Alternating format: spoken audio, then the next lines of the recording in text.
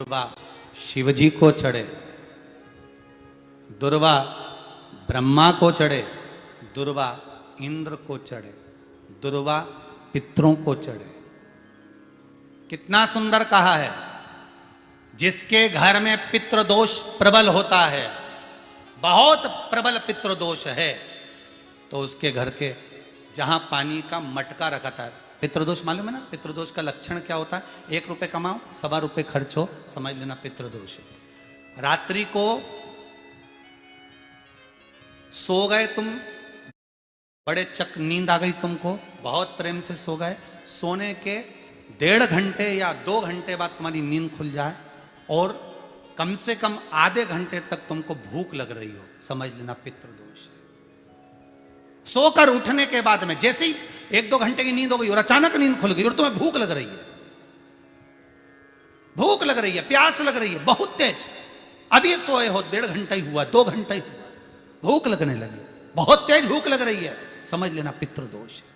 पितृ भूखे हैं, भोजन की याचना कर रहे हैं, भोजन की याचना। सोने के बाद तत्काल नींद खुले 2 घंटे के बाद, भूख लगे, उसका भी एक समय बताया है महाराज ब्रह्मवर्ता पुराण के अंतर्गत कि रात्रि को सोने के बाद में 1 घंटे की नींद हो जाए और उसके बाद में 2 घंटे के अंदर वापिस नींद खुल जाए और भूख लगने लगे, तो समझ लो पितृ भूखे हैं, भोजन मांग रहे हैं, अन्न मांग रहे हैं, पितृदोष है।